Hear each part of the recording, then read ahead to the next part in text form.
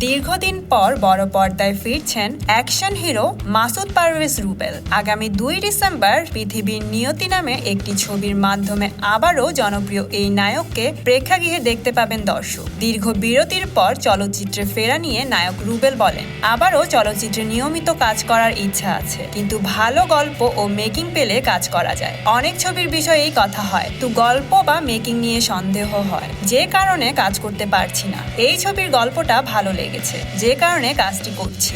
ছবিটি সম্পর্কে পরিচালক বলেন, নায়ক রুবেল ভাইকে সবাই অ্যাকশন হিরো হিসেবে চেনে এবং ভালোবাসে। এই ছবিতেও আমি উনাকে অ্যাকশন হিরো হিসেবে নিয়েছি।